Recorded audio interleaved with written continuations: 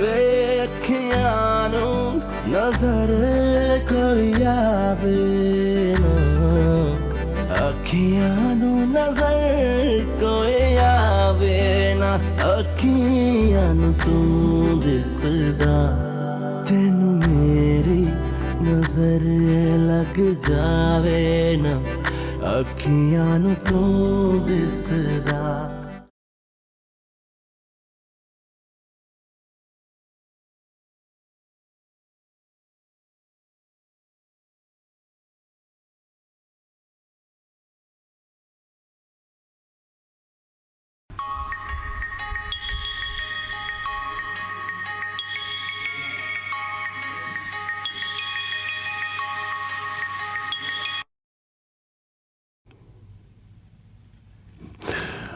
بله آقای دکتر، سلام علیکم.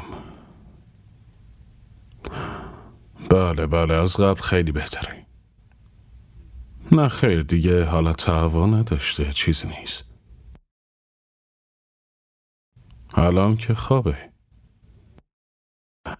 شما بگین نتایج آزمایش آمد؟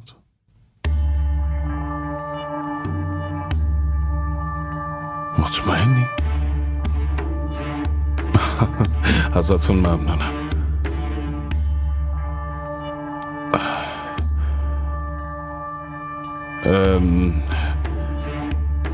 این آزمایش قطعی دیگه. خب اگه شما بگید ما جای دیگه هم آزمایش میدیم ها؟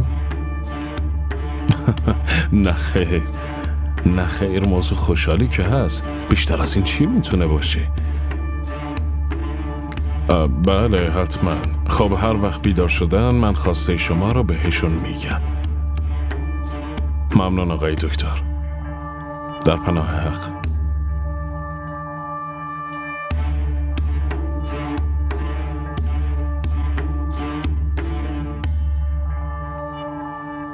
آقای دکتر چه خواسته ای داشتن؟ میدونی اون میگفت واسه دخترش باید دعا کنین. شما وقتی خبر خوب رو بشنوین اول از همه اونو دعا میکنین. نتایج آزمایشتون اومده. نتیجه مثبته. شما باردارین.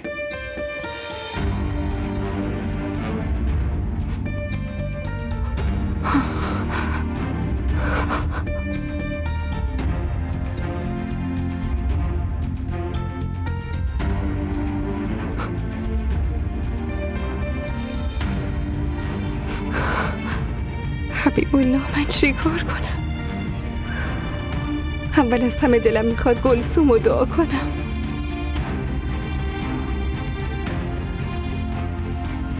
هر دوتا با هم دعا میکنیم.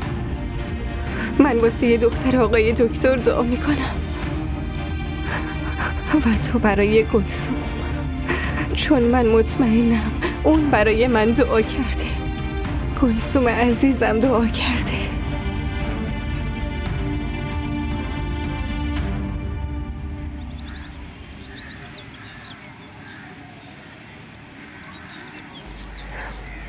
ایوا تو چرا اینجا نشستی دخترم؟ یالا بیا داخل تو اتاق بشین.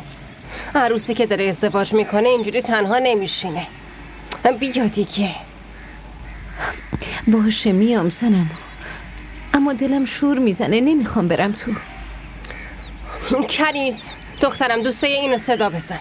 چرا تنهاش گذاشتین؟ شما هم عجیبین والا. دختر تو اونو ول کنه که یکی دیگه بشینه پیشش، نه؟ حسین داداش اگه اینطوریه که من دیگه نمیذارم. اون کنارش نمیشینه تا وقتی که این ازدواج نکرده. چرا بابا؟ مسئولیت با شما مادر و دختره. ما دوتا مادر و دختر که مهمون هستی. مامان چرا این حرفا رو میزنین؟ هرچی باشه اون دخترتونه. ببینین چقدر صورتش غمگینه. فردا وقتی اون بره شما اینجا میشینین و گریه میکنین. این دختره که اینجا غمگین نشسته به خاطر ما نیست، واسه اون پسره داره پرپر میزنه. تو میدونی هارون از صبح چقدر تماس گرفته؟ چی شده مامان؟ نمیدونم اون احمق کجا گم و گور شده. گلی هاش خانم تماس گرفته. وای خدای من، بیلو حالش خوبه؟ نمیدونم، حرف بزن. سلام علیکم حاج خانم. میدونی گلسوم، دعاهات قبول شد. از طریق سر خوبی کردن به تو خداوند به هم لطف بزرگی کرد. من دارم مادر میشم. خیلی بهتون تبریک میگم. میدونی من بزرگترین خوشحالی زندگیمو اول از همه دارم به تو میگم گلسوم. حاج آقا به طور ویژه واسه دعا کرده. تو خیلی خوشبخت میشی. خداوند متعال خوشی های دنیا رو نصیبت میکنه. آمین. خب دیگه بگو تدارکات جشن چطوری پیش میره؟ همه چی خوبه حاج خانم، اما من واسه بلال خیلی نگرانم. واسه یه بلال؟ چرا؟ حاج خانم از دیشب باش تماس میگیرم، ولی یه بارم گوشیشو بر نداشته. حالا هم که گوشیش خاموش شده. داداش هارون با زیارتگاه هم تماس گرفت، اما هیچ کس چیزی نمیدونه. که اینطور باشه، تو نگران نباش، من الان خبرشو میگیرم. باشه حاج خانم.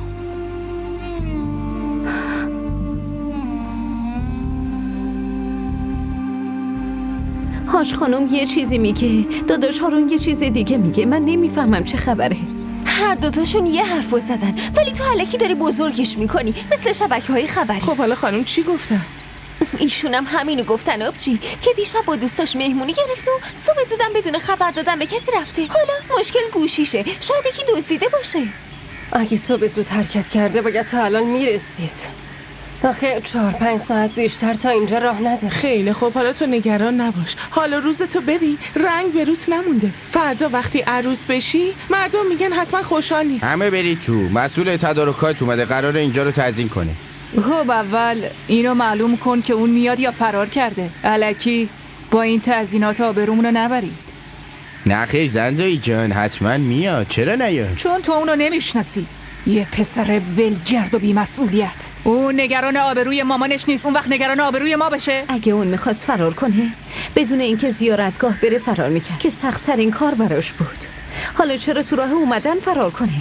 در ضمن شما اگه برام دعا نمی‌کنین نفوس بدم نزنین. تو چی فکر کردی؟ که فقط تو نگرانی؟ من اصلا نگران نیستم.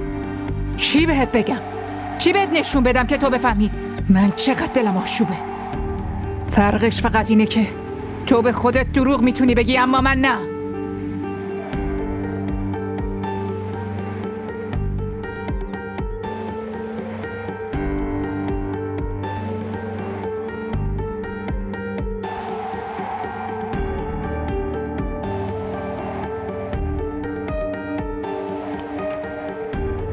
نوربان خانم، واسه چی خونه ما رو حاضر میکنین؟ واسه یه عروس و دوماد. اما اونا قراره دوباره برگردن زیارتگاه. مگه همچین تصمیمی نگرفتین؟ آره، اما فکر کردم که هر دو خوشحالی ها رو یه جا جشن بگیریم. هر دو خوشحالی؟ وای حبیب الله، ما باید به مردم در مورد بچه هم بگیم نه؟ حالا واسه این دوباره گلسوم رو صدا بزنم؟ واسه همین فکر کردم اون چند شبی رو اینجا بگذرونه.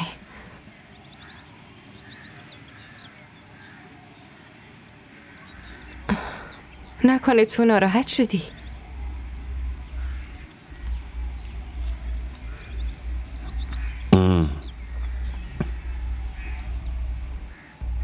چی شده حبیب الله؟ ناراحت به نظر میرسی.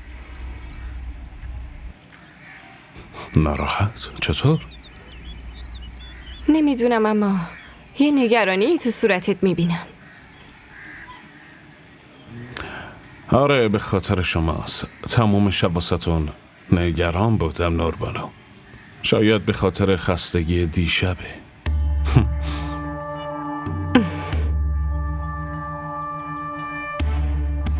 حاج آقای دوست داشتنی من، واسه مادر شدن که باید خیلی درد و تحمل کنم. تو از الان واسه من نگران میشی؟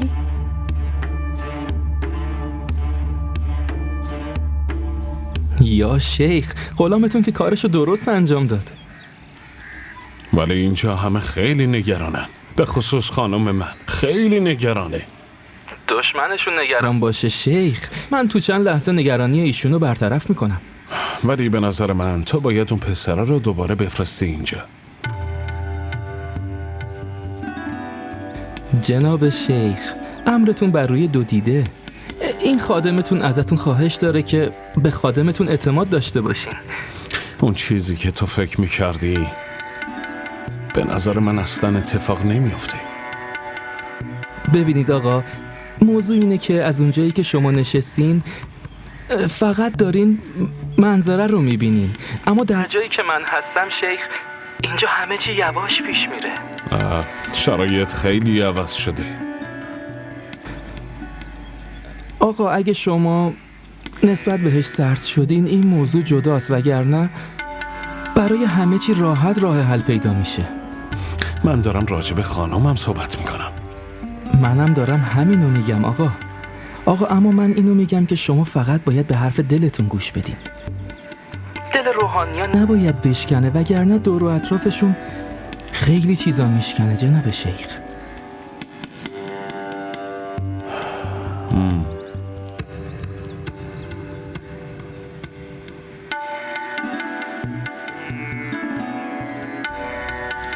شما باید شکر خدا رو به جا بیارین که شما از اون آدمای بدشانس نیستین که پسرشون به جای گرفتن جشن فرار میکنه و ازدواج میکنه.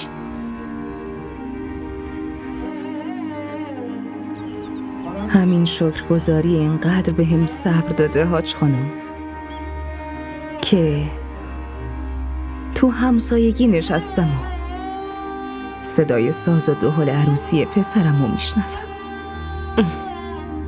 آهان، پس الان فهمیدم که اون بچه بیچاره چرا تسبیح دستشه و تو زیارتگاه میشینه. شما به اونم این حرفا رو میزنین نه؟ نه حاج خانم، من حتی اونو ندیدمش. 2 روزه که گوشیش خاموشه، واسه همین اومدم اینجا که ببینمش. اما اون اینجا نیستش. چی؟ آره، راستشون موقع خوندن خطبه عقد اینجا میاد. من با خلیفه حرف زدم.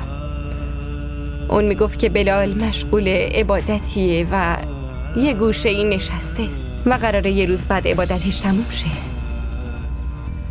نمیدونم این بهونه است یا واقعیت، ولی شنیدم که بابام تو خوابش اومده بوده و این دعا رو ایشون بهش گفته.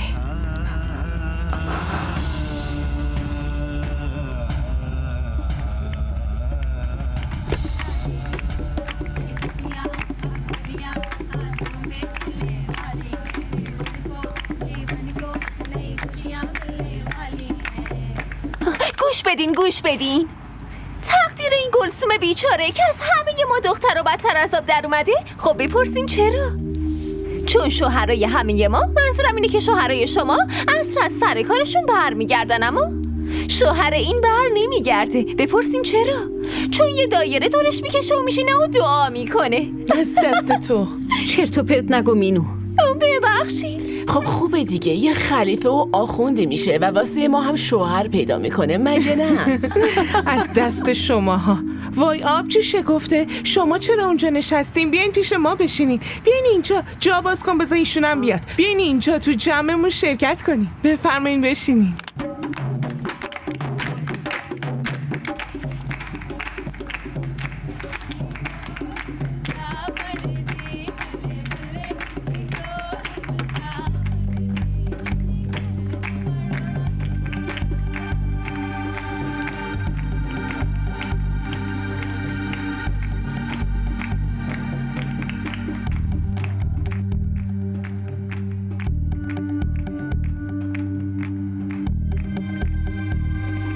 اینم شانس آورده که ساده ای مثل تو عاشقش شده. من اومده بودم بگم دارن اذان میگن زنده‌ای، پس واسه چند دقیقه این سازآوازو تموم کنی لطفا. به من بگو که اون پسر واقعا داره دعا میخونه یا ما رو داره بازی میده؟ نه زنده‌ای جان، من خودم با جناب خلیفه حرف زدم. اون میگفت که شیخ بزرگ اومده تو خوابش و گفته قبل از ازدواج باید یه دعایی بخونه. داره دستور شیخ رو انجام میده. که اینطور ما نسل هاست که پیرو اونا هستیم. واسه عضو شدن تو خانواده ما باید یه ذره پاک و منزه بشه، مگه نه؟ بله قطعا.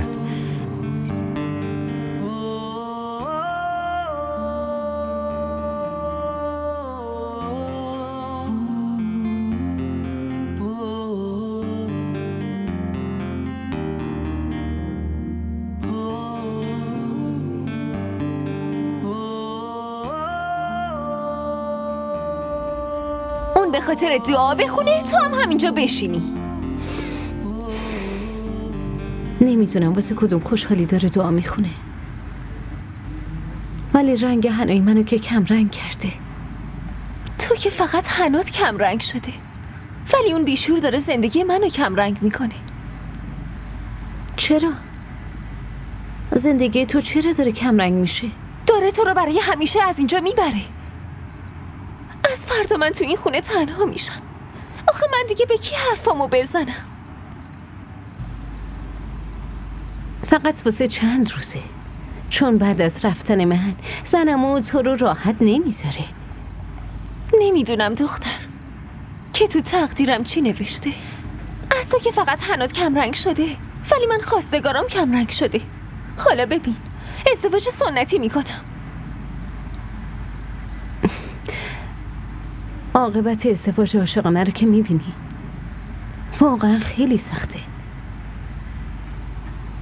اگه از من جناب شیخ حمایت نمی کرد، منم به این راحتی ها ازدواج نمی کردم. اینجا کسی اونقدر شجاعت نداره که خودش دنبال خوشبختیش بگرده. اینجا خوشبختیمون دست بقیه است و هر کسی واسه خودش یه سهمی داره.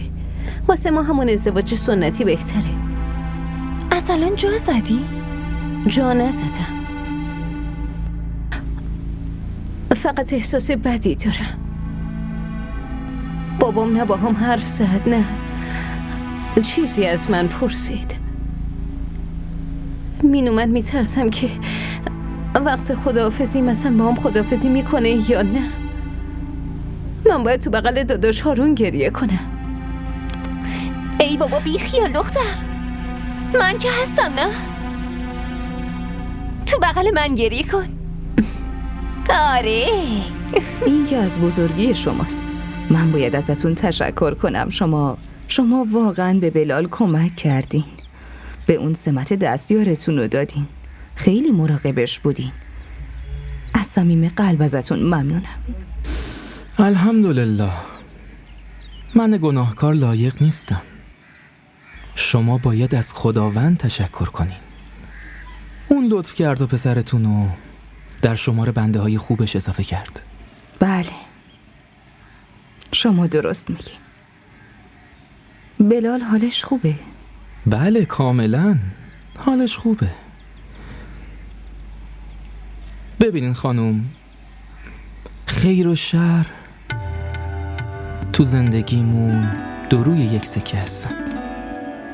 منظورتون چیه؟ منظورم اینه که بعضی وقتا یه جوری میشه اون چیزی که واسه یکی خیر باشه واسه یکی دیگه شر به همراه داره. شما دارین به چی اشاره میکنین؟ من نفهمیدم. اشاره من به حرفیه که الان اومدم اون حرفو بهتون بگم. بله بفرمایید. ببینین خانم، بلال هنوز نیومده اینجا و اصلا هم نمیاد.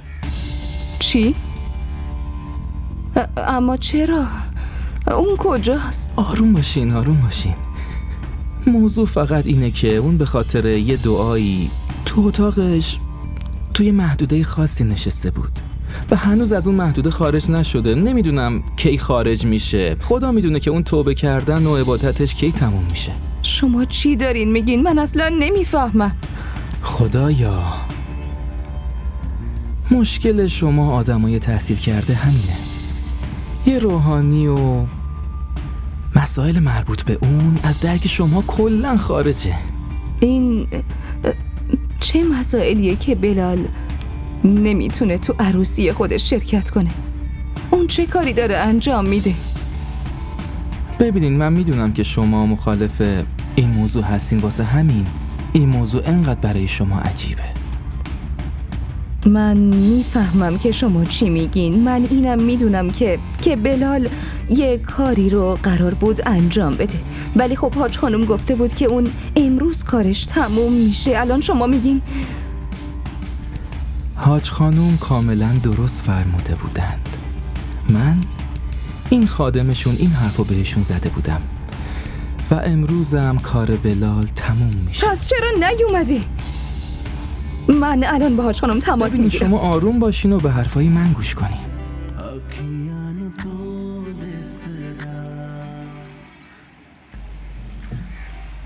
گلسوم دخترم، تو کمد من دنبال چی میگردی؟ چیزی نیست بابا جون. من یواشکی تو جیب کتتون پول گذاشته بودم، الان دنبال اون میگشتم. ای وای دخترم، حتما من اون پولو خرج کردم. اشکالی نداره بابا، فدای سرتون. وایسا دخترم، پولو بگیر و برو. نه بابا جون، اصلا نیازی نیست. من واسه این دنبالش میگشتم چون دارم از اینجا میرم، پس بهش نیازی ندارم. خواستم صدقه بدم. بگیر دخترم، با اینا میتونی به نیازمندا کمک کنی. شما کمک کنین یا من، هر دوتاش یکیه. پس شما کمک کنین. گلی، تو خوشحالی دخترم مگه نه؟ شما خوشحال نیستین نه؟ ما رو بیخیال، این زندگی خودت دخترم. پدر هر چقدرم که محبت کنه، ولی از نظر بچه ها بازم خیلی چیزا کم گذاشته. میدونم اونقدر تو آرزوی پسر بودم و دعا و مناجات میکردم که دخترم محبت رو تو خونه همسایه ها جستجو کرده. این حرفا رو نزنی. اسم بابای من عبدالغنیه. شما یادتون نیست وقتی بچه بودم یه بار تو مدرسه ازم شکایت کردن که من سر یه بچه رو زخمی کردم. بعد شما و مامان با هم کلی منو تنبیه کردین، ولی شما اینو نمیدونستین بابا که اون بچه واسه این کتک خورد که به اسم شما توهین کرد. اسمتون رو مسخره کرده بود. واسه همین من عصبانی شدم و سرشو زخمی کردم. اون زمان وقتی معنای آبرو و بی آبرویرم نمیفهمیدم، بازم به خاطر اسم شما حاضر بودم دعوا کنم و کتک بخورم. پس من الان چرا باید کاری کنم که به خاطرش اسم شما بدنام بشه؟ بابا من فقط اینو میخواستم که غم خاله تموم بشه. واسه همین بلال و صداش زدم و واسش دعا گرفتم. من فقط اشکای خاله رو پاک کردم، ولی با این کار سر پدر و مادرم خم شد. دیگه گریه و زاری نکن، برو تو اتاقت. خانوم بذار چند دقیقه با دخترم حرف بزنم. خب آرایشگر اومده دیگه، باید حاضر بشه. برو.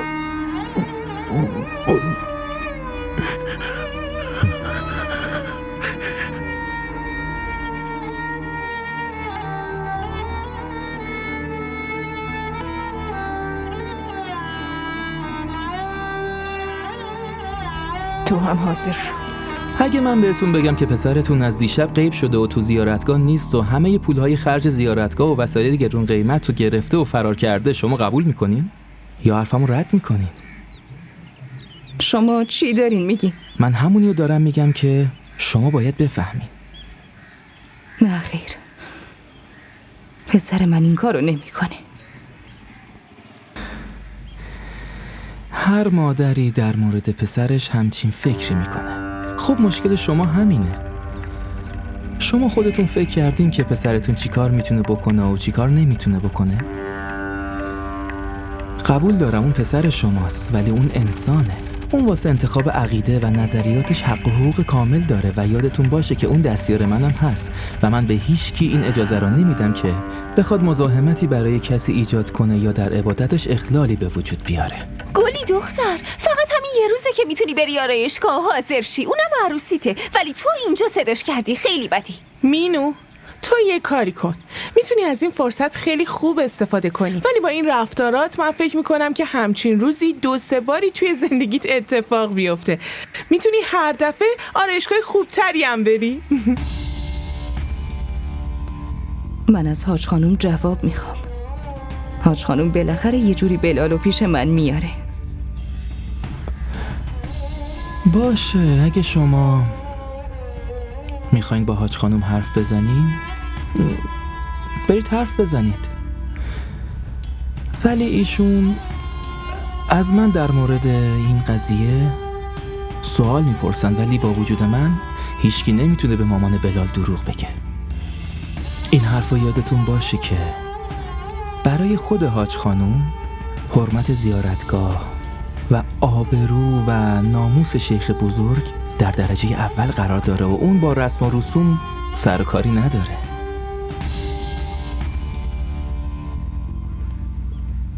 چی دارین میگین؟ من که دارم واضح حرف میزنم. ببینین، اگه کسی تلاش کرد بلال رو از انجام کارش متوقف کنه، پس منم به پلیس گزارش میدم تا که حداقل تا 7 سال اون بتونه اونجا عبادت کنه و کسی هم نتونه تو کارش دخالت کنه. وای خدا، من اصلا نمیفهمم اینجا چه خبره؟ ببینین خانم، شما عاقل و فهمیده هستین. از عقلتون کمک بگیرین و سکوت کنین. نشنیدین که میگن یه روز سکوت و 100 سال آسایش؟ ببینین، من واسه همین این موضوع رو از همه پنهون کردم خانم، چون اینجا مسئله آبروی یه دختره. واسه همینم تو این مسائل باید خیلی مراقب بود و از یه طرف تاریخ این عقد از قبل تعیین شده. الان آبروی شیخ حبیب الله وسطه. شما میفهمین من چی دارم میگم مگه نه؟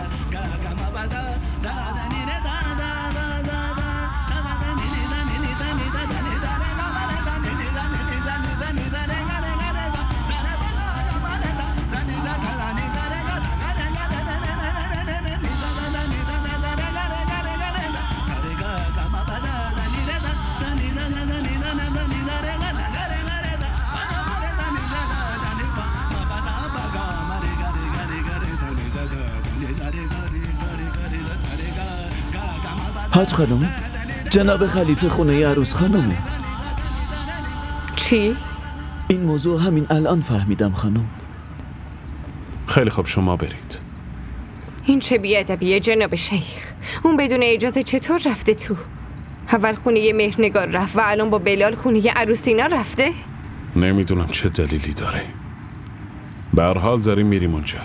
شما آروم باشین. چطور آروم باشم؟ کی به اون این اجازه رو داده؟ ما برای چی داریم میریم؟ ما خانواده اون پسر و بزرگاشو همه رو گفتیم که دوماتو میاریم، اما اون بلالو بدون ساز و دهل مثل یه بچه یتیم برده تو. وای خانم، یه مسئله خیلی ساده است.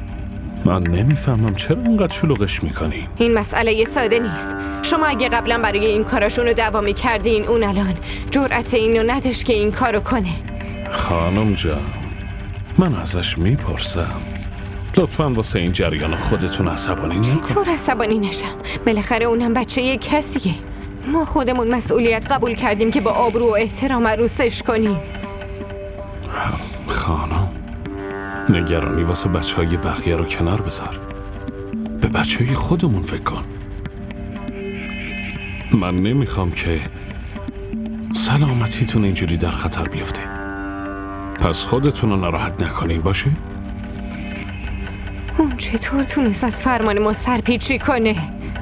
واسه همین من هیچ وقت بهش اعتماد نکردم. من همیشه نسبت به اون حس بدی داشتم. من حتما به حسابش میرسم. فقط این عروسی به خیر بگذره. خانم به من نگاه کنین. اصلا لازم نیست انقدر به خودتون استرس بدین.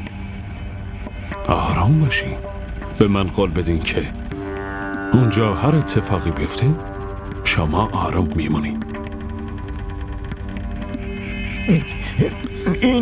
این چطور ممکنه؟ ببین تا جایی که من میدونم این عقد به هیچ وجه نباید عقب بیفته و مهمترین چیز اینه که خود شیخ به همه این امور رسیدگی میکنه. پس تا وقتی بلال انجام وظیفه‌اش تموم نشده گلسوم خانم به عقد شیخ حبیب الله در میاد. چی؟ نه خیر آقا، به محض این که بلال این عبادتش رو تموم کنه میتونه با گلسوم خانم عقد کنه. نه خیر این چطور ممکنه؟ نه خیر دایی جان. ما چطور میتونیم به احکامات شیخ مخالفت داشته باشیم و تصمیم اقدام از طرف جناب شیخ گرفته شده بود مگه نه؟ ما باید به این اعتماد داشته باشیم که از این به بعد هم هرچی به صلاحمونه جناب شیخ همون فرمانو میده مگه نه؟ هارون داره راست میگه داداش. ماشالله دخترم چقدر زیبا شده.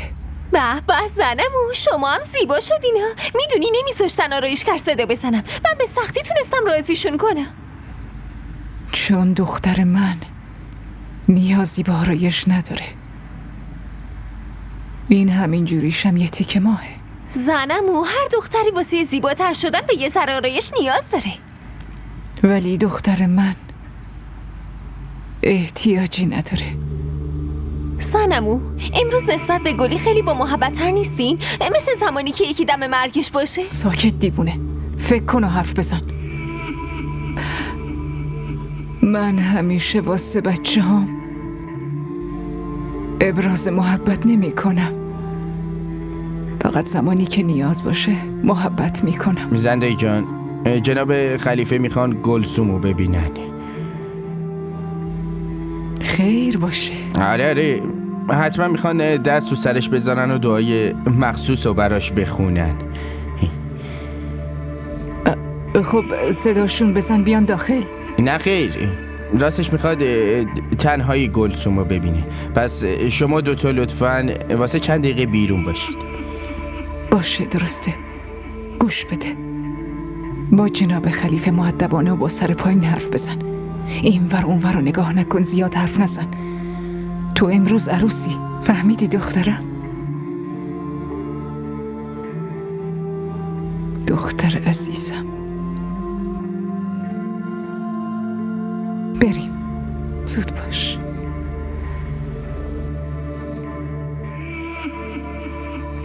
خیلی زیبا شدی دخترم. خدا تقدیرتو خوب کنه.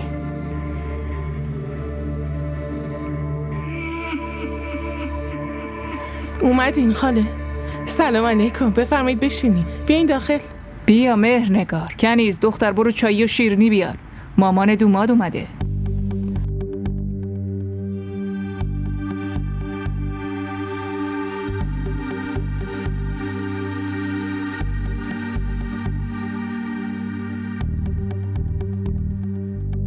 مشترک مورد نظر شما در دسترس نمی باشد. امروز من نه به عنوان مامان بلال بلکه به عنوان معلم گلسوم اومدم. لطفاً طاهره ناراحت نشو. چه نیازی دارم ناراحت بشم؟ اصلا چه حقی دارم که ناراحت بشم یا نشم؟ نه خیر طاهره، تو کاملا حق داری. تو اگه بخوای میتونی امروز منو تحقیر کنی و از خونت بندازی بیرون. من حتی بهت اوفم نمیگم. میدونی حق با تو بود. اما طاهره خدا شاهده که منم هیچ وقت نمیخواستم که ازدواج دختر معصومی مثل گلسوم با پسری مثل بلال بشه. من که همیشه خودم با این مسئله مخالف بودم. چه فایده؟ هر چی میخواست بشه شد دیگه. مخالفت کنی یا نکنی دیگه مهرنگار هیچ فرقی نمیکنه. باید دیگه این بگو مگو کردن رو تمومش کنیم. پس اگه ممکنه من و پسرمو ببخش. با وجود این که نمیخواستیم بازم گناهکاریم. اول اینکه خانم بهتون خیلی خیلی تبریک میگم. اون پسری که ازدواجتون باهاش صورت میگیره درجات اون روز به روز داره بلندتر میشه. داره به اون مقامی از روحانیت میرسه که بقیه مردم همه عمر تلاش میکنن و به اون نمیرسن. سبحان الله، سبحان الله. دقیقاً. اما الان اون زیر نظر و لطف مخصوص جناب شیخه و اون الان داخل یه حلقه نوری شده که بیرون برگشتن از اونجا برای فعلا ممکن نیست. اما شما اصلا نگران نباشین. واسه شما که باعث خوشحالی و مسرته که قدم شما اونقدر خوب بوده که سرنوشت اون پسر عوض شده. مگه نه آقا هارون؟ آره، این واقعا باعث خوشحالیه و همینطوری باید با صبر و ایمان با این شرایط روبرو بشی گلسوم. بدون شک. سرکار خانوم، بلال دیگه آدم معمولی نیست. شیخ بزرگ به اون گفت که یه عبادتی انجام بده و اون هنوز عبادتش تموم نشده و اینکه اون کی عبادتش تموم میشه رو حقیقتا نمیدونیم. پس طبق احکام شرعیمون و حکم و فرمان شیخ بزرگمون شما باید به عقد شیخ حبیب الله در بیاین. گلسوم بنت عبدالغنی، تو به عقد هارون ولد عبدالله در عوضه 100,000 روپیه حق مهر و 5 سکه طلا در آورده میشی. آیا قبول میکنی؟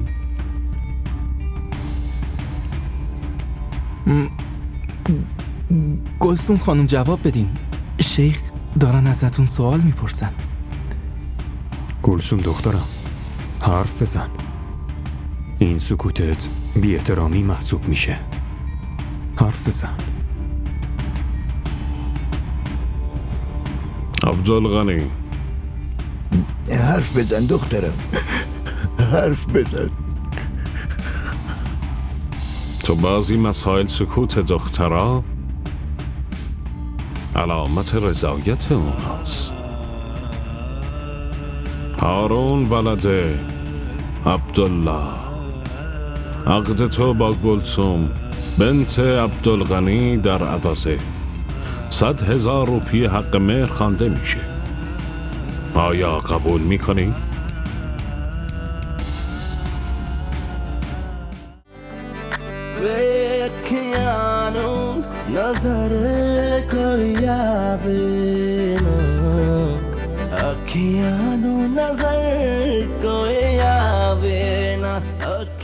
DDTV ارائه کننده بزرگترین سریال های درامای ترکی، کره‌ای، پاکستانی دوبله شده به فارسی می باشد. لطفاً سابسکرایب کنید و عضوی از خانواده ما شوید.